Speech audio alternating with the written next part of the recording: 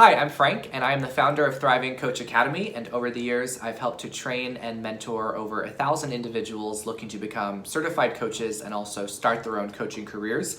I've also run my own full-time life coaching business for many years now, and I am excited in this video to be reacting to the relationship of Lisa and Usman from the show 90 Day Fiancé for the 90 Days Season 4. So let's dive in.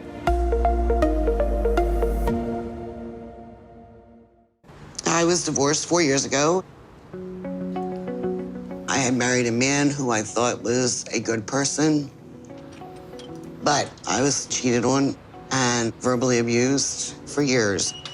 When I finally left, it was the best thing for my daughter and I. She is now 15, and now I work long, hard hours to take care of my daughter, and I wouldn't change it for nothing. I wasn't thinking I'd find love again, but then I met Usman. Usman and I have been talking for 2 years. He is 30 years old. He is from Nigeria, and he's absolutely gorgeous. I'm 52, he's 30. So it was like, what am I doing, you know? But Usman was flirtatious from the beginning. Oh my goodness. You look so nice and delicious. I love you. When we first met, Usman told me that he was an entertainer, rapper, and celebrity in his home state. And he goes by the name Soldier Boy. And I checked on his IG, and I saw over 20,000 followers. I'm like, wow, okay. As Usman and I got closer, I had a little bit of difficulty to accept that this Nigerian celebrity had feelings for me. Our relationship is built on trust. But the hardest part of being with a Nigerian celebrity is his followers, the females. They're thirsty women dying for his attention. The women do make comments like, this is my husband, I want you, I love you. No, that not flying with me. So several times during the day, you will see me going through Soldier Boy's social media, checking to see what these females do post. Dude, guy. Marianne, who is she? We're gonna snap this, and I'm gonna send it to him. I wanna know who she is. Who is she?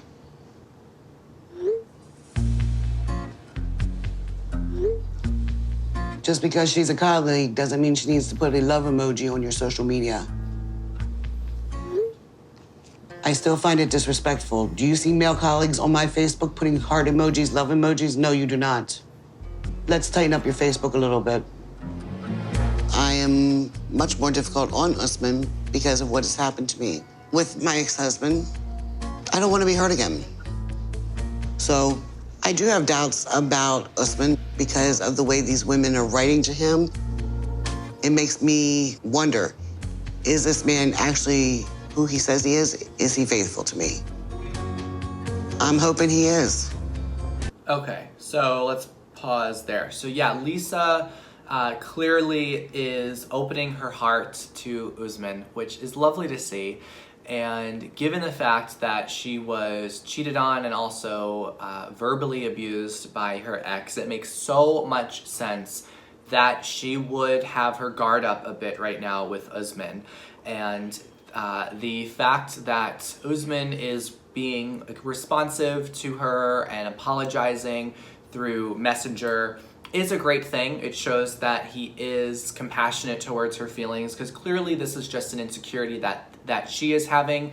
The fact that different women are commenting heart emojis or saying positive things to Usman, of course, doesn't mean anything. It's that it's triggering an insecurity in Lisa, and also perhaps a fear in Lisa that Usman may have other women that he's interested in, or that she's not the only woman that he's talking to. So it'll be interesting to see how this unfolds, given the status and the celebrity nature of Usman's lifestyle right now, how Lisa will be able to cope with that and manage her own insecurity. The work that she needs to do is be aware of the thoughts that she's having and separate those from Usman's number of followers and the things that people write to Usman, because those are things outside of her control, right? We cannot control right? We can't control other people's actions. We can only control our response to other people. So this is going to be something that Lisa cannot change. In order to move forward, she's going to have to accept that Usman is a celebrity. He does have women that are going to follow him, that are going to give him compliments and say positive things to him. And at the end of the day, she's going to need to be at peace with herself and really trust in this relationship, trust in this man, and trust that he is there for her and that she is there for him.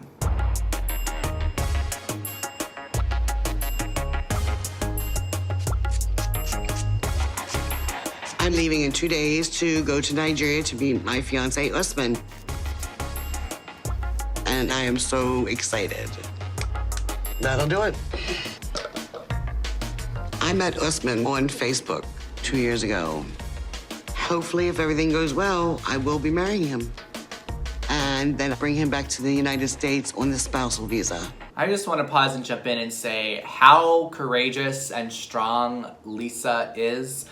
Just from the little that I witnessed from her, as a coach, my job is not to judge or criticize or tell someone what they should be doing. There's a lot of misconception out there around what life coaches do. Many people think that life coaches just are glorified best friends, or they just tell people how we think they should be showing up in their life, and that is far from the truth. As a coach, I see every client as a naturally creative, a whole and resourceful person. That is the way that I see my clients. And it's my job to remind them of their gifts and strengths and support them so that as they are making the most empowered decisions that are moving them forward in their life. So right now, Lisa is honoring this part of her heart that's calling her to go out to Nigeria, a place that she's never been, and to meet this man that she's been talking to for a couple years. It takes a lot of courage to do that, and I think it's admirable. No matter what happens with Usman, no matter what the outcome is of their relationship, it is an amazing gift that she has of really having faith in something beyond herself and trusting in love right now, just giving herself a chance and really allowing herself to let love into her life when she hasn't for a while now.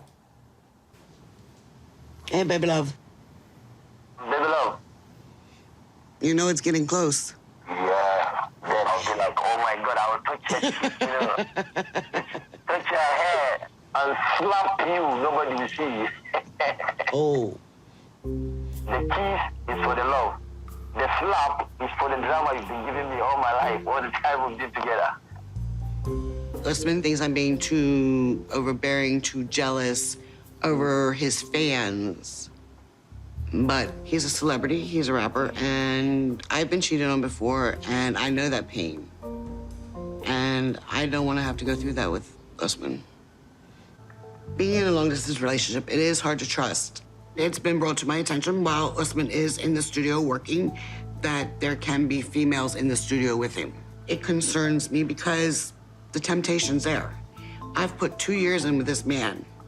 I don't need some female coming in and messing up what him and I have created. Okay, so clearly Lisa has communicated to Usman that she has fears, she has concerns, she has jealousy.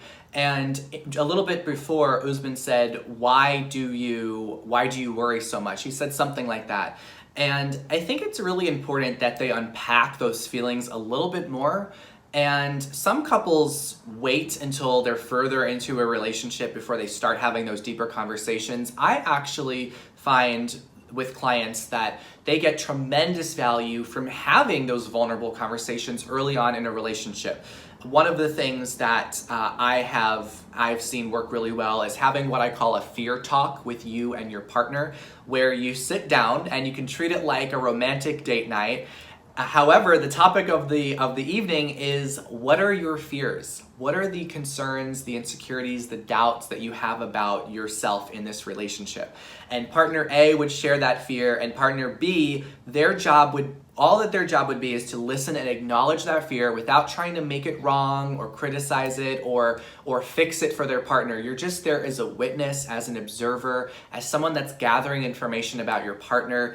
And the second thing you do as partner B after you hear partner A share their fear is you would ask them, how can I support you through that fear? How can I support you through that fear? And that is really where the trust starts to build. In order to build trust in a relationship, you need to talk about the fears. You need to get through the fears in order to build the trust. Going through that is like the glue that holds people together. So I see tremendous opportunity for Lisa and Usman to get curious with each other. It seems like Lisa is very vocal about her fears and concerns. I'm sure that Usman has his own fears and concerns. It's very normal and natural for individuals in a partnership to have that. Everyone's bringing their own baggage into a relationship, and it's not... they don't have to get rid of all of that before entering the relationship, because part of being in a trusting relationship is knowing that your partner is going to be there to create empathy with you, to be able to hold space for you when you are having those fears or insecurities or doubts show up. So what I really hope for Lisa and Usman is that they're able to create a dynamic where they can openly talk about fears, and Lisa can convey to Usman exactly what she will need to hear, what she will need to experience from Usman to really feel that her fears can be dissolved, and she can maintain that deep connection that she wants to have with him. Are you there? I'm here. Okay, somebody called you. Was it a female? I don't want any drama, please. Speaking of which, baby love, because you're so popular, when I come, I'm not gonna have 100 people surrounding us all day long. I don't want all your friends gathering every day at us. That was one of the conditions we talked about when I arrived. You were to be by my side 24 hours. When I get to Nigeria, I do expect his attention to be on me. Not his friends, not his fans. I expect my time to be quality time. And he will have an entourage of one, me. You know, sometimes you're very dramatic. But when we come down here, you have to be calm, cool, you know. But don't act up then. So it is interesting how Lisa says that she wants all of Usman's attention to be on her 24/7. She wants to be the only thing that Usman is focusing on. So there's clearly a controlling nature coming from Lisa, which makes a lot of sense given the fact that she worries that Usman may be cheating on her or may have other romantic interests. So it seems that Usman right now is taking her demands with a sense of humor, and it may be more helpful for Lisa to pose what she's desiring as a request. There's a difference between a request and a demand. A demand is, I am forcing you to do this, you need to do this, you have to do this, which comes off as very controlling, whereas a request is a little bit more softer. It's requesting a behavior of your partner, explaining why it would mean so much for the partner to do that thing, and then allowing the partner to ultimately decide whether or not they will honor your request or not. So perhaps one way that Lisa could have conveyed her desire to have that time with Usman is by saying, listen, Usman, I am coming to a brand new country. I'm afraid, I'm excited, I can't wait to spend time with you, and it's gonna mean so much to me that you will be by my side throughout my time there in Nigeria, and that I know that you're gonna be there with me throughout the experience we have in Nigeria together. So can you assure me that you will be by my side throughout this trip? I sense that if Lisa posed the request that way, rather than just a forceful demand of that he's there 24/7, the only person that he's with, I imagine that he may be more receptive to it, and also it could lead to a healthier dialogue. Tomorrow, I am going to be flying to Nigeria to meet my fiancé, Usman. And this is the first time I'm leaving the comfort of the United States. I don't know what I'm getting into. There she is. Hello, Lisa. Hey, I don't want to hear I'm late. Shut up.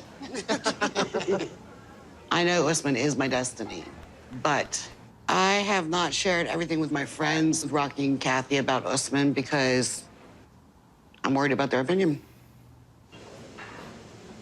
So, tell me what's going on. You're going abroad? Yes, ma'am. What are you most excited about? I'm going to be able to go physically touch him, Right. hug him, kiss him.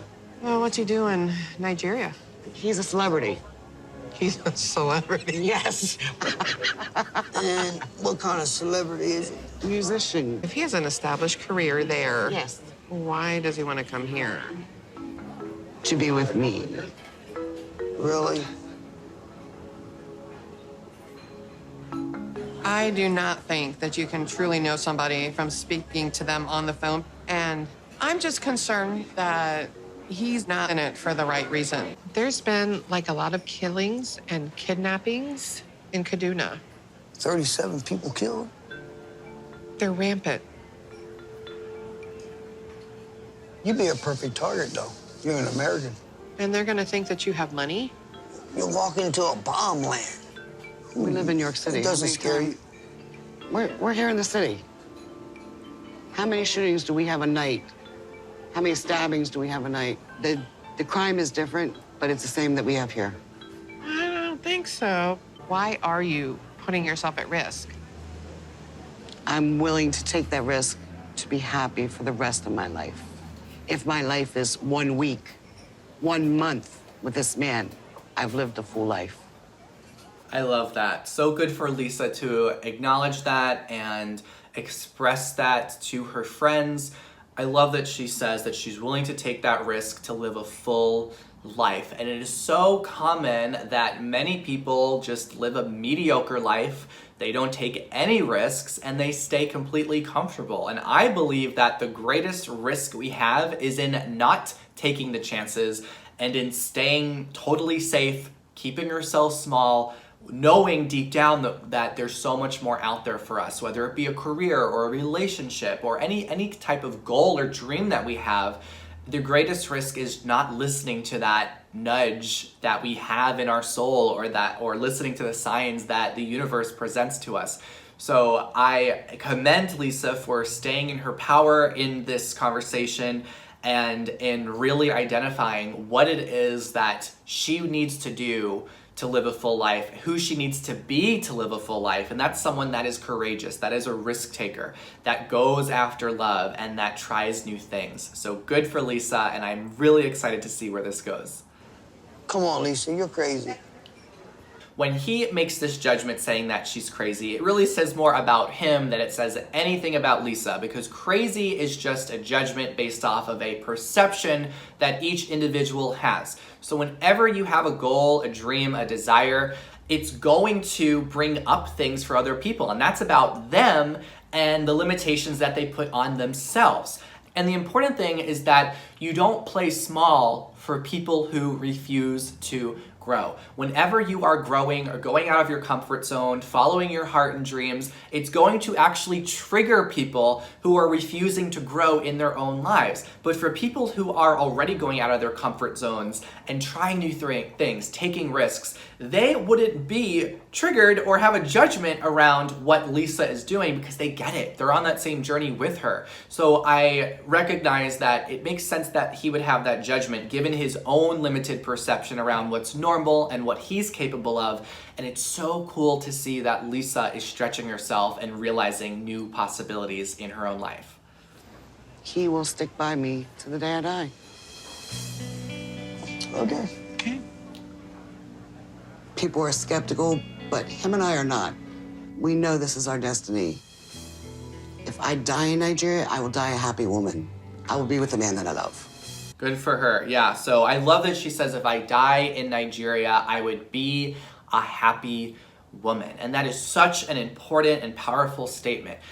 I mean, so many people stay safe and they just kind of get through life by tolerating things, tolerating relationships, just settling and staying comfortable, and they miss out on the fulfillment of life just by accepting what's fine or what's okay.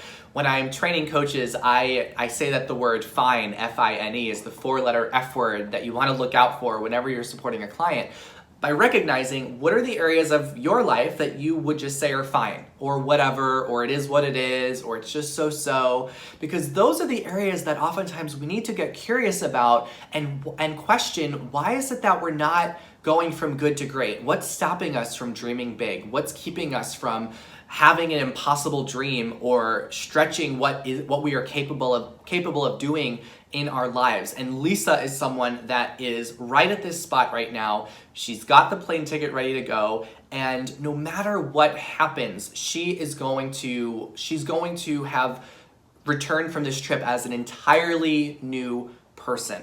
So this is right now an amazing place that Lisa's in energetically. It's always a good place to be when you are excited and afraid. The fear is a good sign, right? If you feel a little bit afraid when you are starting a new chapter, that is a good sign. That means you are doing something that's causing you to grow.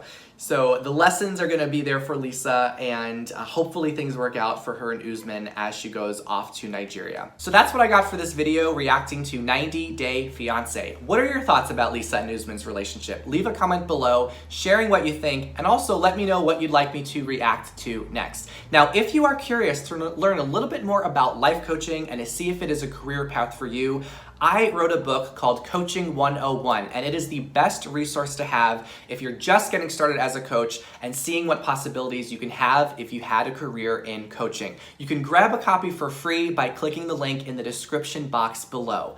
Thanks again for tuning into this video. Remember to subscribe to the channel for more updates, and I will see you in the next one.